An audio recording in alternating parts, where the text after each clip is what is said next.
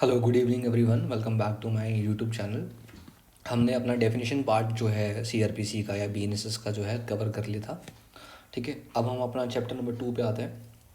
ये chapter number 2 जो है ये सिर्फ प्री के लिए इंपॉर्टेंट है। बहुत अच्छे से समझना है इस चैप्टर को। अगर आपको कहीं प्रॉब्लम आए तो आप मुझे मैसेज कर देना, और मेरा टेलीग्राम लिंक है आपको मैं कमेंट सेक्शन में दे दूँगा, उसको आप ज्वाइन कर लेना, और कोई भी क्वेरी हो वहाँ पर आप डिस्कस कर सकते हो। Thank you. चलो बढ़ते हैं। अब यहाँ पे आपको क्या लिखा हुआ दिख रहा है? Besides the high court and the courts under any special law और लोकल लॉ। तो हाई कोर्ट तो क्रिमिनल कोड है ही, स्पेशल लॉ के क्रिमिनल कोड्स तो है ही, इनके अलावा ये सारे कोड्स क्रिमिनल कोड्स होते हैं। तो लोगों को लगता है कि हाई कोर्ट नहीं है, बिसाइड का मतलब है हाई कोर्ट तो है ही, स्पेशल लॉ के क्रिमिनल कोर्ट्स तो हैं ही। जैसे चिल्ड्रन कोर्ट है, कोर्ट ऑफ सेशंस के कोर्ट ऑफ सेशन को चिल्ड्रन कोर्ट माना जाता है। पॉक्सो का कोई कोर्ट है, सीबीआई कोई कोर्ट है, फास्ट ट्रैक कोर्ट्स हैं। तो ये तो क्रिमिनल कोर्ट्स हैं ही। इनके अलावा ये 4 कोर्ट्स हैं। अब आपको क्वेश्चन आएगा कि beside the high court and the courts of special law how many courts are there. तो आपको लिखना पड़ेगा 4। ठीक है, तो ये 4 आपका प्री का क्वेश्चन है। ओके, तो पहले पूछेंगे आपसे कोर्ट ऑफ सेशन, दूसरा जेएमआईसी, तीसरा जेएम सेकंड क्लास, चौथा एग्जीक्यूटिव मजिस्ट्रेट्स। हरियाणा में जेएम सेकंड क्लास कुछ नहीं होता, तो फिर उनके कोई क्रिमिनल कोर्ट्स नहीं होते।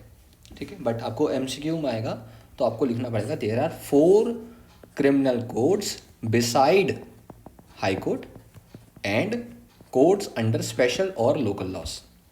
ठीक है, session court, JMIC court, JM second class court and executive magistrate courts. आपको एक बात बताता हूँ, एग्जीक्यूटिव मजिस्ट्रेट का कोर्ट जो है वो एस्टैब्लिश नहीं होता कहीं भी। एग्जीक्यूटिव मजिस्ट्रेट का जो ऑफिस होता है ना, इनका जो ऑफिस होता है उसी को ही कोर्ट मान लेते हैं। क्यों? क्योंकि कोर्ट क्या होता है? वेयर जजेस और मजिस्ट्रेट सिट्स, वेयर जजेस और मजिस्ट्रेट सिट्स, तो इनके ऑफिस को ही कोर्ट माना जाता है। ओके, अब आता है सेशन डिवीजन क्या होता है। सेशन डिवीजन के बारे में आपको बताता हूँ मैं। मान लो ये आपकी स्टेट है, ठीक है। इसके बाद आपका ये हो गए आपके सेशन डिवीजन, ये हो गई आपकी स्टेट, और ये हो गए आपके सेशन डिवीजन। इसके अंदर आते हैं आपके डिस्ट्रिक्ट्स, ठीक है, ये हो गए आपके डिस्ट्रिक्ट्स। और इसके अंदर आता है आपका सब डिवीज़न, सब डिवीज़न, ठीक है। ये आपका टेरिटोरियल एक्सटेंड होता है क्रिमिनल केसेस के लिए। State, session division, districts and sub division, ये जुडिशरी के लिए होता है। ये बेसिकली जुडिशरी के लिए डिवीज़न होता है। ओके, अब आगे सुनना। डिस्ट्रिक्ट को क्या कहते हैं, कितने डिस्ट्रिक्ट होने चाहिए हैं, कितने सब डिवीजन्स होने चाहिए, कितने डिस्ट्रिक्ट होने चाहिए, कितने सब डिवीजन्स होने चाहिए, ठीक है, कितने, ये सब चीज़ें होनी चाहिए। बेसिकली जितने डिस्ट्रिक्ट्स होंगे, जितने सब डिवीजन्स होंगे, ये स्टेट गवर्नमेंट जो है वो हाई कोर्ट से कंसल्ट करके डिसाइड करेगी। How many sub division should be there, how many district should be there, ये स्टेट गवर्नमेंट कंसल्टेशन करके डिसाइड करेगी हाई कोर्ट से। ठीक है, चलिए आगे बात करते हैं। कोर्ट ऑफ सेशन के बारे में बात करते हैं। कोर्ट ऑफ सेशन के अंदर अब बीएनएसएस के अकॉर्डिंग सिर्फ 2 जजेस होते हैं, एक सेशन जज और एक एडिशनल सेशन जज। असिस्टेंट सेशन जज की पोस्ट अब खत्म हो चुकी है। अब आप देखोगे सेक्शन नंबर 9 के अंदर कोर्ट ऑफ जुडिशियल मजिस्ट्रेट है, तो असिस्टेंट सेशन जज की पोस्ट अब नहीं रही है। ओके, तो सेशन जज होता है, एडिशनल सेशन जज होता है। इसका कोर्ट कौन एस्टैब्लिश करता है? वो स्टेट गवर्नमेंट एस्टैब्लिश करती है। ठीक है, देखो क्या लिखा हुआ है कि स्टेट गवर्नमेंट जो है वो एस्टैब्लिश करती है कोर्ट ऑफ सेशन को। ठीक है, लेकिन जो जजेस होते हैं उनका अपॉइंटमेंट कौन करता है? हाई कोर्ट करता है। अब अपॉइंटमेंट बेसिकली होता कैसे है मैं आपको बताता हूँ। अपॉइंटमेंट जो है आपका कॉन्स्टिट्यूशन के अकॉर्डिंग होता है। कॉन्स्टिट्यूशन के अकॉर्डिंग क्या होता है कि जो गवर्नर है, स्टेट गवर्नर है बेसिकली, वो हाई कोर्ट से कंसल्ट करके सेशन जजेस को अपॉइंट करता है। ठीक है। तो यहाँ पर जब आप देखोगे अपॉइंटमेंट की डेफिनेशन को, तो appointment does not include first appointment, ये लिखा हुआ है। इसका मतलब ये होता है कि जो अपॉइंटमेंट है, जो रियल अपॉइंटमेंट है, जो फर्स्ट अपॉइंटमेंट है, वो गवर्नर करता है in consultation with high court.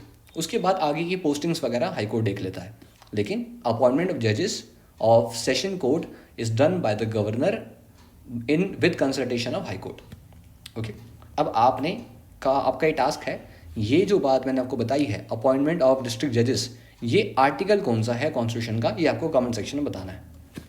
ठीक है, चल अब हाई कोर्ट जो है एडिशनल सेशन जजेस को भी अपॉइंट कर सकता है और सेशन जजेस को भी अपॉइंट हाई कोर्ट ही करता है। तो सेशन जज और एडिशनल सेशन जज को कौन अपॉइंट करता है? High court.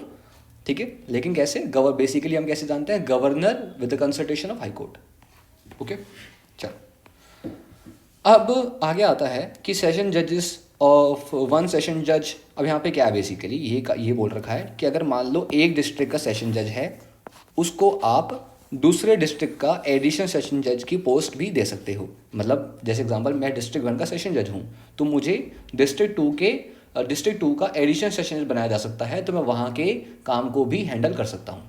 ठीक है, उसके बाद अब क्वेश्चन आता है कि अगर ऑफिस ऑफ सेशन जज जो है वो वेकेंट है। अब ये एक और बात सुनना, मैं आपको यहाँ पे एक और बात बताता हूँ कि एक होता है एब्सेंस और इनेबिलिटी टू एक्ट, और एक होता है वेकेंट। एक होता है वेकेंट और एक होता है इनेबिलिटी और एब्सेंस टू एक्ट। वेकेंट का मतलब क्या होता है कि सेशन जज की जो पोस्ट है वो अभी खाली है, कोई भी सेशन जज गवर्नर ने अपॉइंट नहीं करा।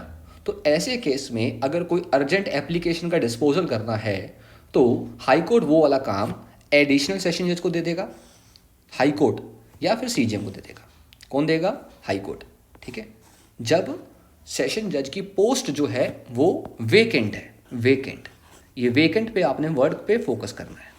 ठीक है, जब सेशन जज की पोस्ट वेकेंट होती है तो हाई कोर्ट ये अर्जेंट डिस्पोजल की एप्लीकेशंस का काम एडिशनल सेशन जज को देगा या सीजीएम को देगा। लेकिन अगर सेशन जज की पोस्ट वेकेंट नहीं है बट वो ड्यूटी से एब्सेंट है या फिर वो अपना काम नहीं कर पा रहा है, तो ऐसे केस में ये वाला काम सेशन जज करेगा। सेशन जज जो है प्रोविजंस बनाएगा डिस्पोजल के लिए, और वो वाला काम एडिशनल सेशन जज को दे देगा या फिर सीजीएम को दे देगा। ठीक है, एडिशनल सेशन को दे देगा या फिर सीजीएम को दे देगा। कब? इन दी इवेंट ऑफ एब्सेंस और इनेबिलिटी टू एक्ट। समझ आ गया आपको? अब डिस्ट्रीब्यूशन ऑफ बिजनेस कौन करता है? एडिशनल सेशन जजेस को। ये आपका क्वेश्चन आता है, वो करता है सेशन जज।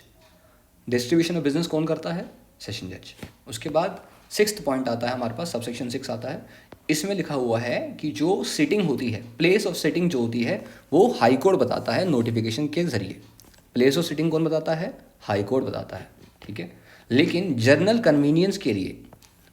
कन्वीनियंस ऑफ पार्टीज के लिए, ठीक है, और विटनेसेस के लिए कोर्ट ऑफ सेशन जो है वो अपनी सिटिंग को किसी और प्लेस पर कर सकते हैं।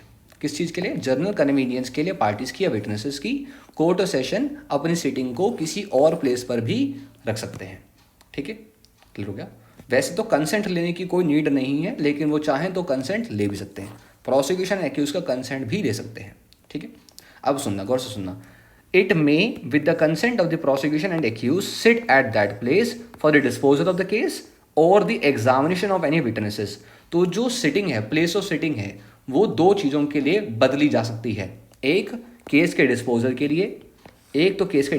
लिए, और दूसरा विटनेसेस के एग्जामिनेशन के लिए। प्लेस ऑफ सिटिंग जो है दो कारणों से बदली जा सकती है, एक तो केस का डिस्पोजल और दूसरा विटनेसेस का एग्जामिनेशन। ऐसे केस में प्रोसिक्यूशन का या एक्यूज का कंसेंट लेना मैंडेटरी नहीं है, डिस्क्रिशनरी है, कोर्ट चाहे तो लेगी। अब कोर्ट जो है जर्नल कन्वीनियंस को ध्यान रखते हुए पार्टीज के और विटनेसेस के अपनी प्लेस ऑफ सिटिंग को चेंज कर सकती है। प्लेस ऑफ सिटिंग कौन देता है? हाई कोर्ट देता है बाय नोटिफिकेशन। क्लियर हो गया आपको? ठीक है, तो ये था हमारा कोर्ट ऑफ सेशन का टॉपिक। अब अगली वीडियो में हम पढ़ेंगे मैजिस्ट्रेट कोर्ट्स के बारे में सारा का सारा। ठीक है, so thank you, have a nice day.